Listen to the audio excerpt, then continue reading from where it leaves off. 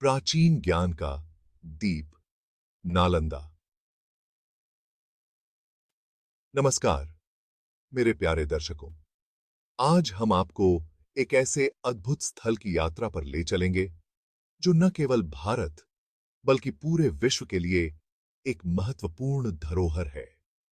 आज हम एक ऐसी यात्रा पर निकलेंगे जो हमें इतिहास के गलियारों से होते हुए ज्ञान के एक ऐसे मंदिर तक ले जाएगी जिसकी गूंज आज भी पूरी दुनिया में सुनाई देती है।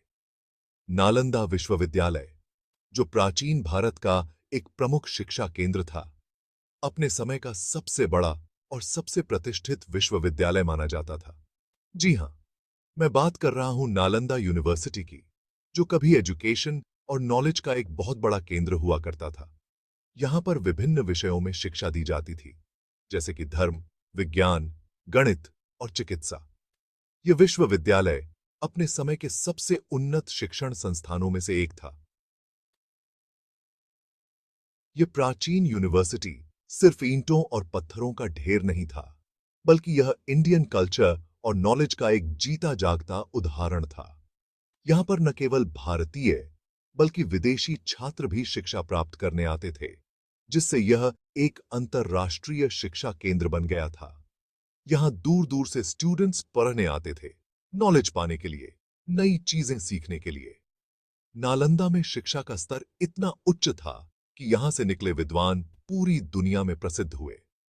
यह सिर्फ एक यूनिवर्सिटी नहीं, बल्कि एक ऐसी विरासत थी जिसने पूरी दुनिया को प्रभावित किया। नालंदा ने शिक्षा और ज्ञान के क्षेत्र में जो योगदान दिया, वह आज भी हमारे लिए प्रेरणा का स्रोत है। आइए नालंदा की इसी विरासत को और अच्छे से समझते हैं। इसके खंडहरों में छिपी कहानियों और इसके महान इतिहास को जानने के लिए हमारे साथ बने रहिए। गुप्त साम्राज्य का उदय और नालंदा का जन्म। गुप्त साम्राज्य का उदय 4वीं शताब्दी में हुआ था और इसने भारतीय उपमहाद्वीप में एक नई सांस्कृतिक और बौद्धिक जागृति को जन्म दिया। नालंदा यूनिवर्सिटी 5वीं शताब्दी में गुप्त साम्राज्य के समय बना था। यह विश्वविद्यालय शिक्षा और ज्ञान का एक प्रमुख केंद्र बन गया, जहां दूर दूर से छात्र और विद्वान अध्ययन करने आते थे। यह वह समय था जब इंडिया अपने सबसे अच्छे समय में से एक देख रहा था। कला, विज्ञान, साहित्य और दर्शन सब में बहुत तरक्की हो रही थी। गुप्त काल को भारतीय इतिहास का स्वर्ण युग भी कहा जाता है, क्योंकि इस समय में हर क्षेत्र में अद्वितीय प्रगति हुई।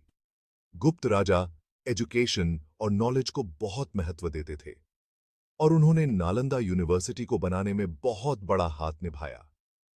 गुप्त राजाओं का मानना था कि शिक्षा और ज्ञान ही समाज की प्रगति का मूल आधार है। राजा कुमारगुप्त प्रथम, जिन्होंने इस यूनिवर्सिटी की शुरुआत की थी, उनका सपना था कि नालंदा एक ऐसी जगह बने जहां हर तरह का ज्ञान मिले। उन्होंने नालंदा को एक अंतर्राष्ट्रीय शिक्षा केंद्र बनाने का सपना देखा था, जहां विभिन्न विषयों में गहन अध्ययन हो सके। उनके बाद आने वाले राजाओं ने भी नालंदा को बहुत पैसे और चीजें दी, जिससे यह और भी बड़ा और प्रसिद्ध होता गया। नालंदा विश्वविद्यालय ने सदियों तक शिक्षा और ज्ञान के क्षेत्र में अपनी पहचान बनाए रखी और यह भारतीय इतिहास का एक महत्वपूर्ण अध्याय बन गया। ज्ञान की प्यासी दुनिया के लिए खुले द्वार। नालंदा विश्वविद्यालय, जो प्राचीन भारत का एक अद्वितीय शिक्षा केंद्र था, आज भी अपने खंडहरों के माध्यम से हमें अपनी गौरवशाली विरासत की याद दिलाता है। नालंदा यूनिवर्सिटी अपनी ग्रैंडर, डाइवर्सिटी और एक्सीलेंस के लिए प्रसिद्ध था। इसकी भव्य संरचनाएं और विशाल परिसर आज भी हमें उस समय की उन्नत शिक्षा प्रणाली की झलक दिखाते हैं। यहाँ 10,000 से भी ज्यादा स्टूडेंट्स और 2,000 से अधिक टीचर्स रहते थे। ये सभी मिलकर एक ऐसा शैक्षिक वातावरण बनाते थे जो ज्ञान की प्यास बुझाने के लिए तत्पर था। यूनिवर्सिटी में एक बहुत बड़ा लाइब्रेरी था, जिसमें लाखों किताबें और एंशंट राइटिंग्स थीं, जो उस समय के सबसे महत्वपूर्ण और दुर्लभ ग्रंथों का संग्रह था, जो अलग-अलग विषयों जैसे कि बौद्ध धर्म, दर्शन, खगोल विज्ञान, गणित, चिकित्सा और भाषा विज्ञान के बारे में थीं। ये किताबें और पांडुलिपियां नालंदा की शैक्षिक समृद्धि का प्रमाण थीं। नालंदा का माहौल बहुत ओपन और टॉलरेंट था।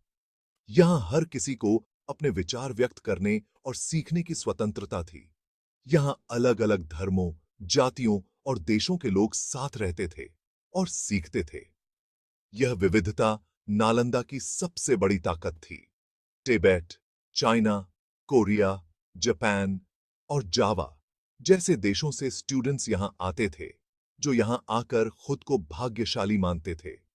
वे यहां की शिक्षा प्रणाली और सांस्कृतिक समृद्धि से बहुत प्रभावित होते थे। जो यहां आकर खुद को भाग्यशाली मानते थे। नालंदा का यह समृद्ध इतिहास हमें यह सिखाता है कि ज्ञान की कोई सीमा नहीं होती और यह सभी के लिए सुलभ होना चाहिए।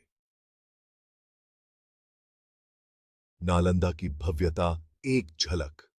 ऐसा माना जाता है कि नालंदा यूनिवर्सिटी बहुत बड़ा और खूबसूरत था, जहां बहुत सी इमारतें, मंदिर, छात्रावास, ध्यान केंद्र और बगीचे थे। इस यूनिवर्सिटी का लाइब्रेरी बहुत बड़ा था, जिसे धर्मगंज, ज्ञान का भंडार कहते थे। और ऐसा कहा जाता है कि यह लाइब्रेरी इतना विशाल था कि इसे जलने में कई महीने लग गए थे। नालंदा में एजुकेशन का स्तर बहुत ऊंचा था और यहाँ के टीचर्स अपने ज्ञान के लिए बहुत प्रसिद्ध थे। यूनिवर्सिटी को बहुत एक्सपीरियंस्ड लोग चलाते थे, जो यह सुनिश्चित करते थे कि यहाँ बेस्ट एजुकेशन मिले। सेक्शन 5, अंधकार का आगमन।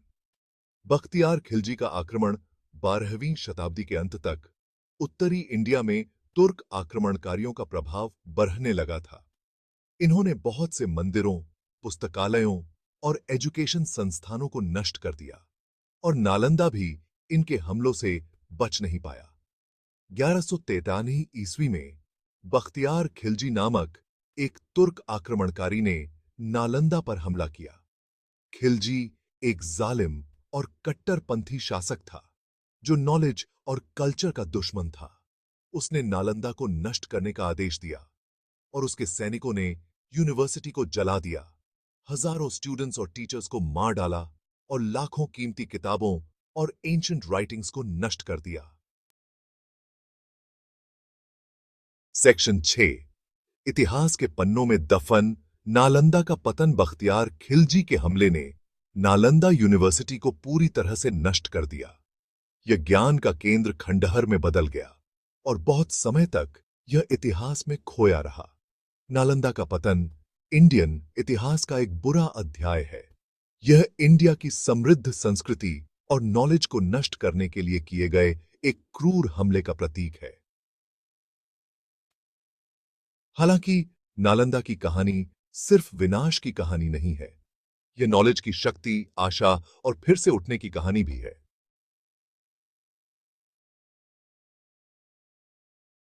सेक्शन 7, स्मृतियों से पुनर्जन्म। नालंदा का पुनर्निर्माण।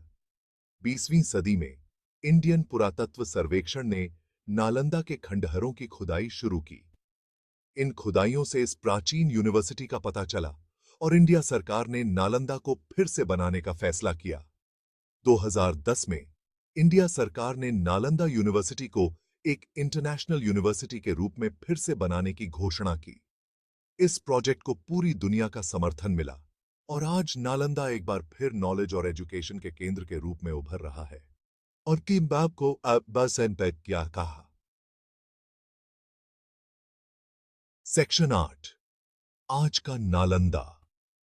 अतीत की झलक, भविष्य का सपना। नया नालंदा यूनिवर्सिटी अपने पूर्वजों की विरासत को आगे बढ़ाते हुए आज के समय की चुनौतियों का सामना करने के लिए तैयार है।